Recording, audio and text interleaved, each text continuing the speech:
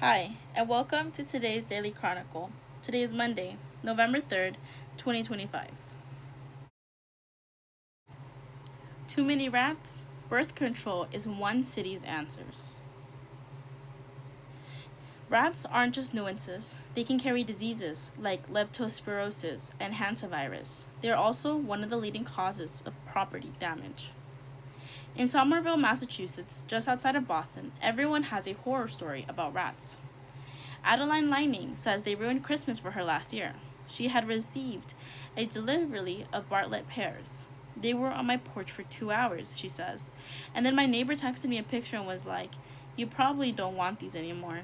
No, I don't want them anymore because there were rats inside the box, feasting on my Christmas pears. They are directly responsible for ruining Christmas, she said. Then there's Doneen Williams, who says the couple years back, rats got under her deck, chewing through the subfloor and nesting in the insulation. "I could smell the urine and their poo," she says. "I can still smell it." And Andrew Jeffries can't unremember the noises he heard at his last apartment. All night in the summer, the rats would scream as they rifled through his trash, he says. He requested new trash cans, but they chewed right through them. Matter of factly, he concludes, rats are crazy. Now, the city of Somerville is trying to control these rats and perhaps save Christmas in the process by introducing a safer form of rodent birth control. "I have no illusion that we can actually outsmart the rats," says Williams, "but we could just reduce them. That would be good." City officials agree, and they've launched a field trial to evaluate the new approach. A ratty world. Rats aren't just nuisances. They cause real problems. Rats can carry diseases, mostly leptospirosis and hantavirus, says Alicia Privet, Somerville's environmental health coordinator, aka the city's rat czar. They are also one of the leading causes of property damage.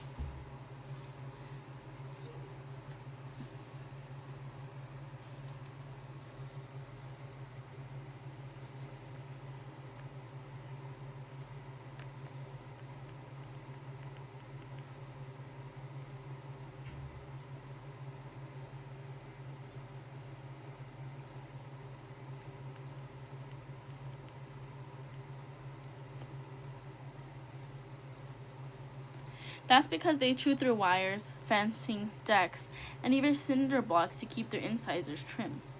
In addition, rats create extensive underground tunneling, according to Sam Lipson, the senior director of environmental health in Cambridge, Massachusetts.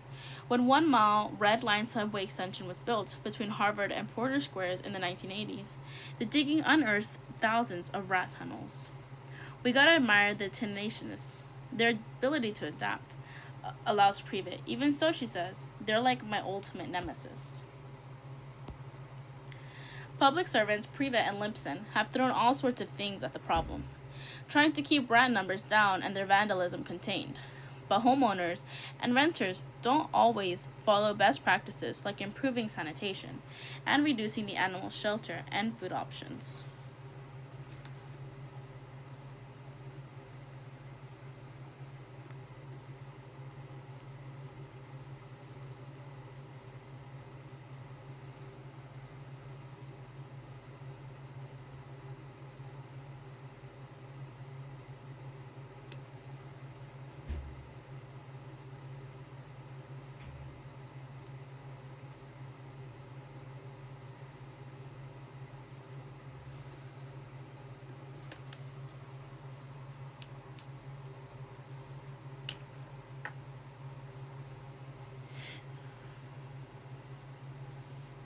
Plus, the whiskered bandits outwit the traps, and they penetrate supposedly impenetrable containers.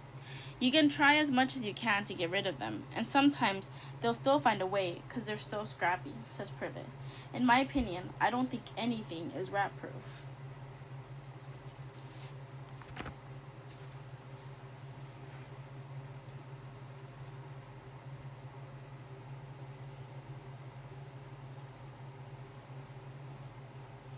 Even attempts at poisoning can backfire when pests or birds of prey eat the rats or the bait and get sick or die.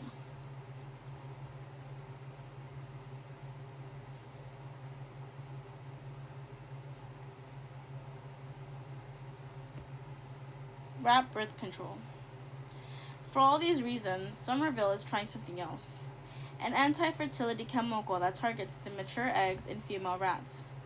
It basically stops the pregnancy before it starts, says Lipson, who's overseeing the field trial of the product at several sites in Cambridge and Somerville.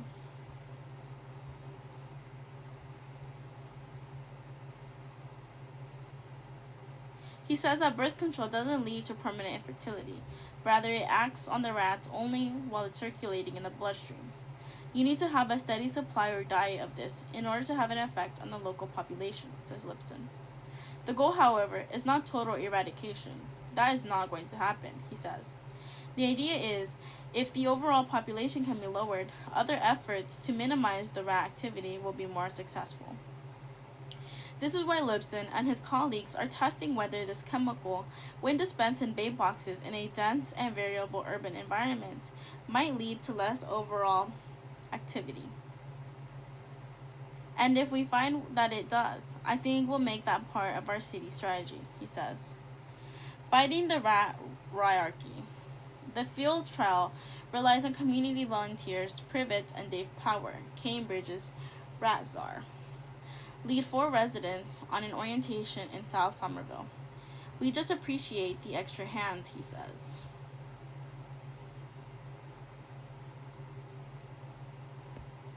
I'll show y'all how to check for rodent activity in the area and on the property, says Privet, including cut-through under fences, telltale trails in the grass, scattered food waste, and signs of burrowing. She walks through how to examine the bait boxes that are scattered across a handful of people's yards in this part of Somerville. You just push in and it'll pop up, she says. Over the course of about a year, the city will gauge whether approach helps. At the very least, the volunteers will help encourage their neighbors to comply with other measures and help reduce the rat numbers.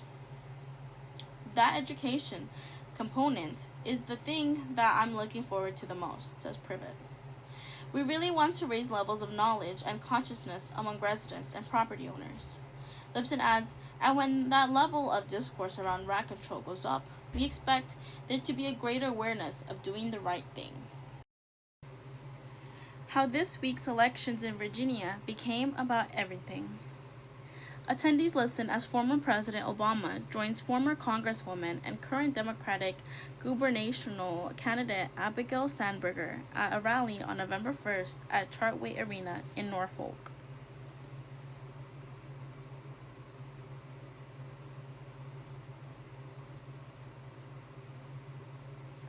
Several late-breaking surprises have shaken up what political watchers thought would be a quiet race in Virginia. A Commonwealth's gubernatorial race, one of just 2 held that year after presidential elections, is often seen as a temperature check on how voters feel about leaders in Washington. Abigail Spanberger, the Democratic nominee and former Congresswoman, has maintained a lead in polls since very early in the race over Republican nominee Lieutenant Governor Winsome Earl Sears.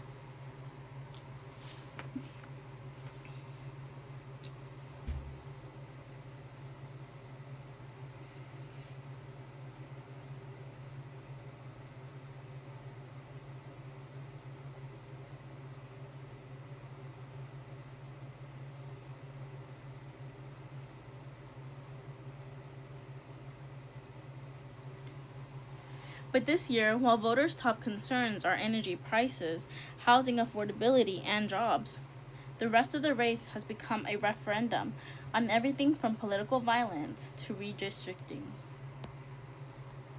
Here, public media journalists across Virginia take us into each issue.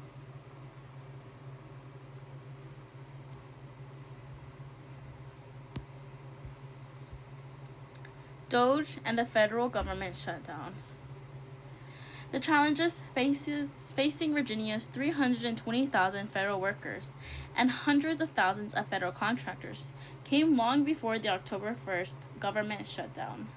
Earlier this year, during Elon Musk's Doge efforts, thousands of Virginians were laid off.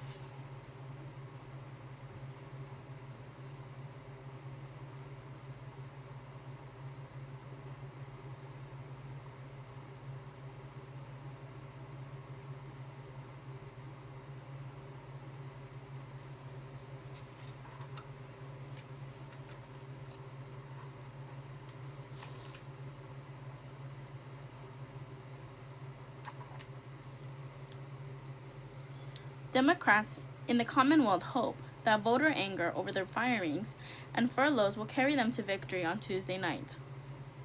On the campaign trail, Sandberger talks about sticking up for federal workers in the face of the chaos from Washington.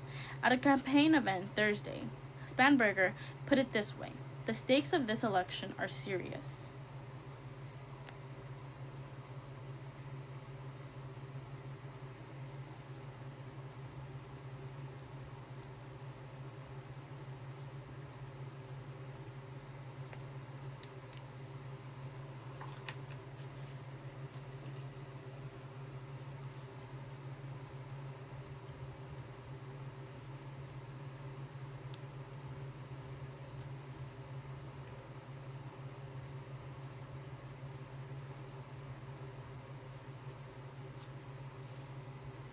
As furloughs stretch into a second month, Virginia Republicans have also seen a political opening in the shutdown.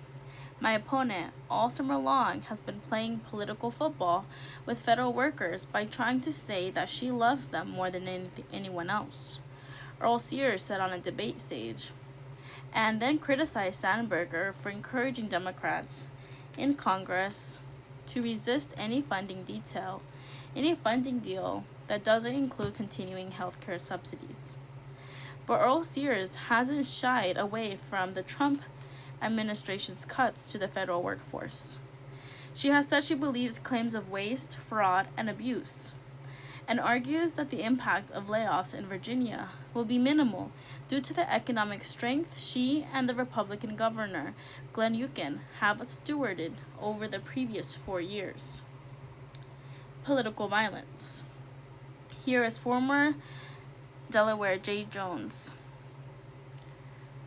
Democratic nominee for the Attorney General.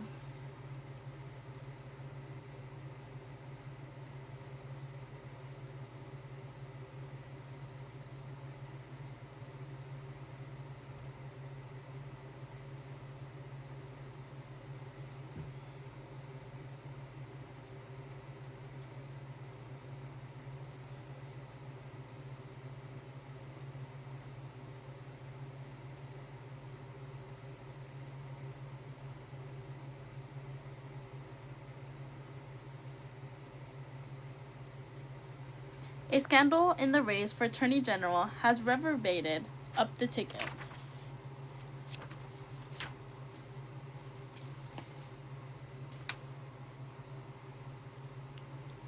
Early last month, text messages from 2022 show Jay Jones, the Democratic nominee for Attorney General and former member of the Virginia legislature, describing hypothetical violence against a political opponent. Early Sears and other Republican candidates have tried to tie the text messages to the assassination of Charlie Kirk, painting Democrats as politically violent.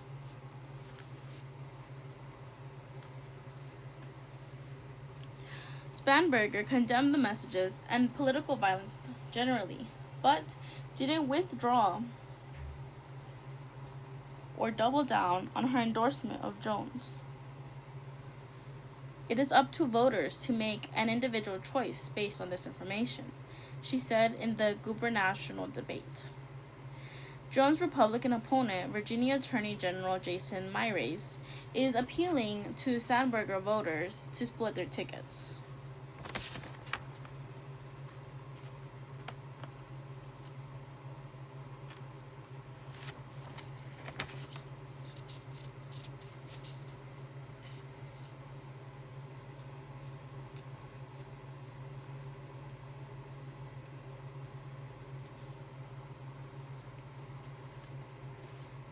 Redistricting. Democrats in the Virginia legislature threw another wrench into the campaign last week by calling a surprise series of meetings after North Carolina became another state to redraw its congressional map to favor the GOP at the behest of President Trump. On Friday, the Virginia legislature proposed a constitutional amendment that would allow redistricting ahead of the 2026 midterms, because it needs to be approved by legislators again next year before voters can finalize the amendment next spring. Its success depends on Sandberger winning her race and Democrats maintaining control of the House of Delegates.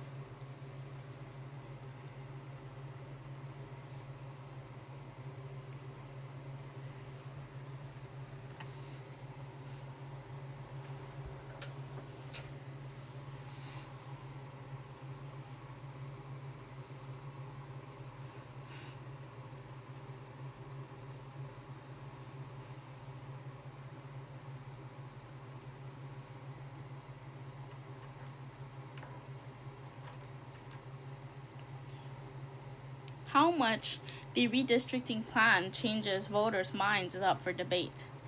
Close to 1 million voters cast their ballots before the Democrats announced their plan, while the redistricting session took delegates off the trial during a final full week of campaigning. Earl Sears, who presides over the state senate in her role as lieutenant governor, was also called back to Richmond.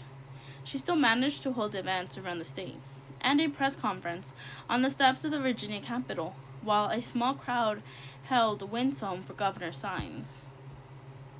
Spanberger has made few public comments about redistricting, among signaling her general support.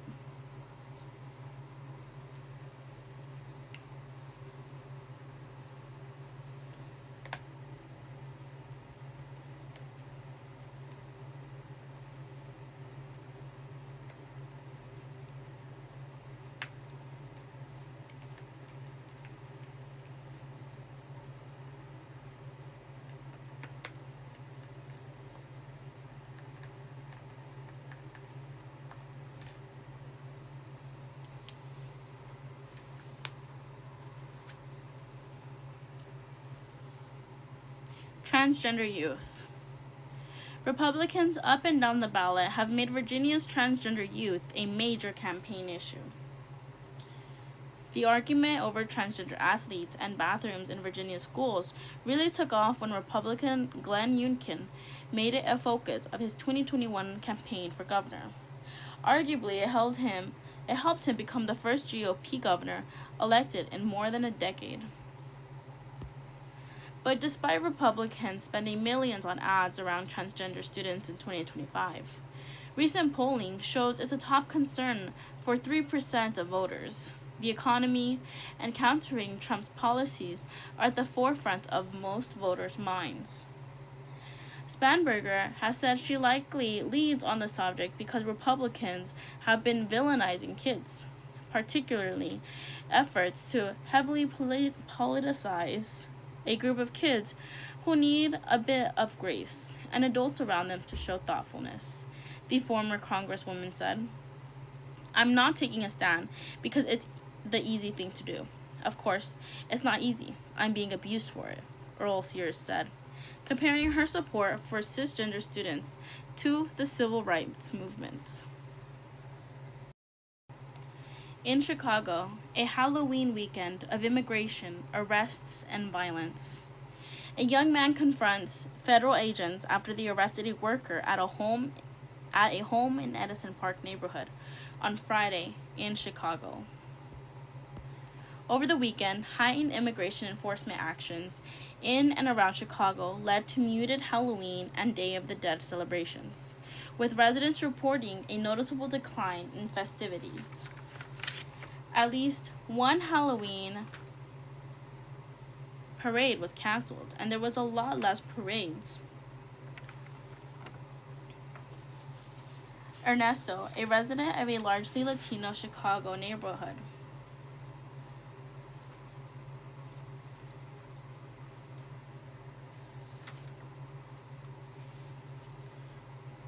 told NPR he requested his last name be withheld out of fear of his employer retaliating against him for speaking to the media.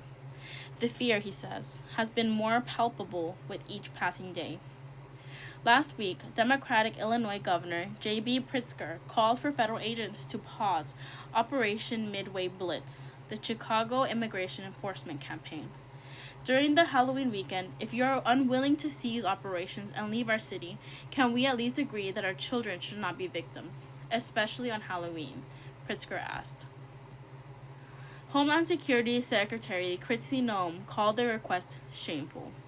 We're absolutely not willing to put on pause any work that we will do to keep communities safe, she responded in a press conference.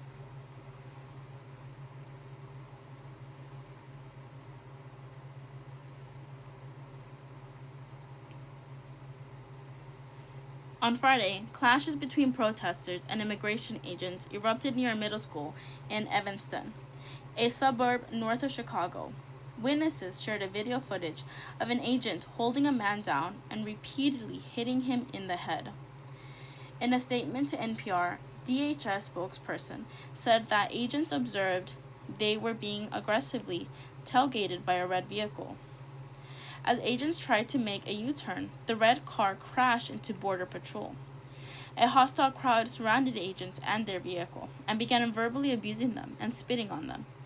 As Border Patrol arrested one individual who actively resisted arrest, pepper spray was sprayed to deter the agitator and disperse the crowd. 3 U.S. citizens were arrested as a result of their violence against law enforcement. DHS also told NPR that 5 undocumented immigrants from Mexico were arrested during the operation. According to the agency, all 5 were in the U.S. without papers and had criminal histories, including trespassing charges and multiple illegal entries into the U.S.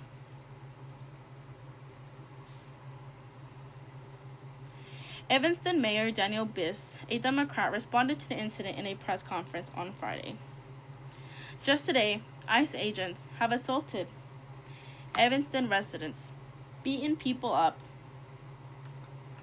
grabbed them, abducted them, taking people off the street once again, because of the color of their skin, he said.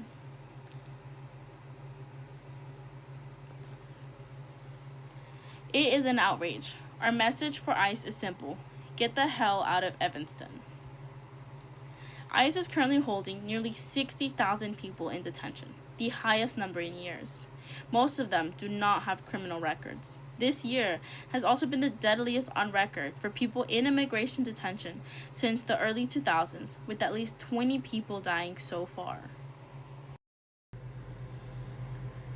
Trump is leaning into his crackdown on city crime. The GOP sees it as a winning issue. Members of the National Guard walked past the Department of Agriculture headquarters building on October 7th in Washington, D.C. President Trump threatened to deploy more troops to U.S. cities this week, and not just the National Guard, as part of what he describes as his national crackdown on crime. Speaking to U.S. troops aboard an aircraft carrier in Japan, Trump said he planned to expand his crime and immigration offensive because we have cities in trouble.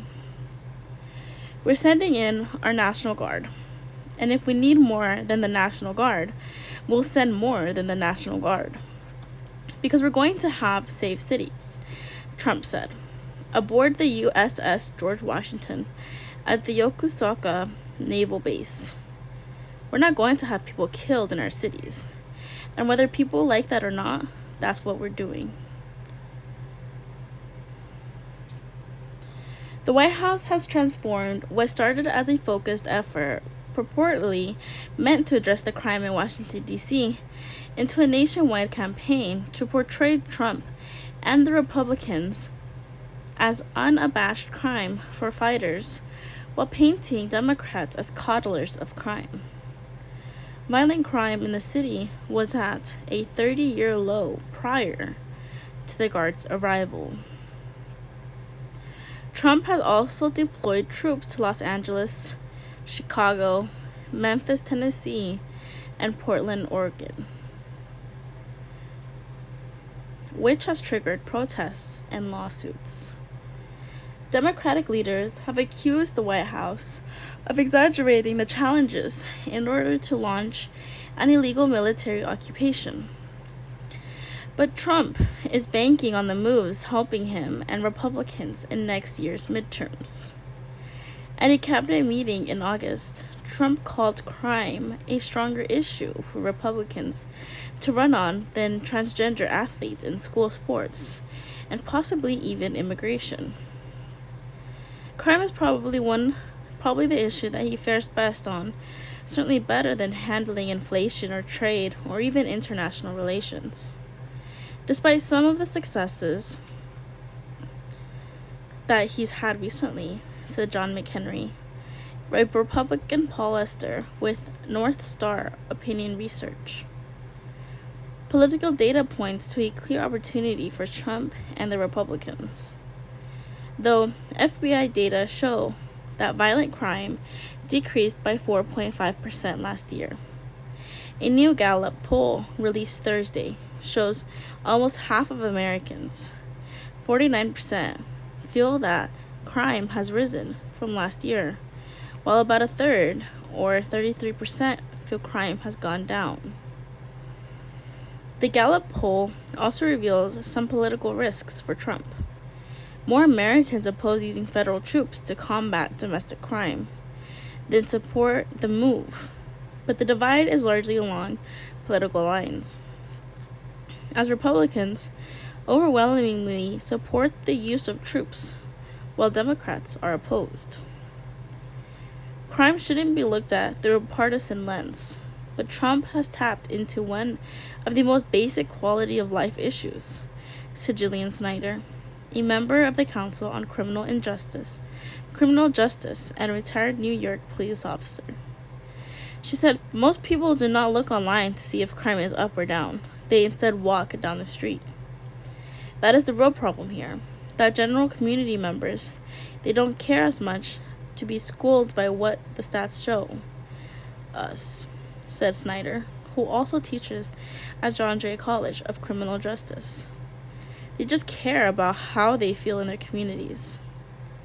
Republicans have long leaned into law and order, but veteran political strategist Alex Contant says Trump embraces the issue in an unprecedented way when you look at troops in cities.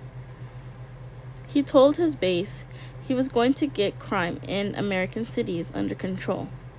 And now when you turn on the TV at night, U.S. troops are trying to do exactly that.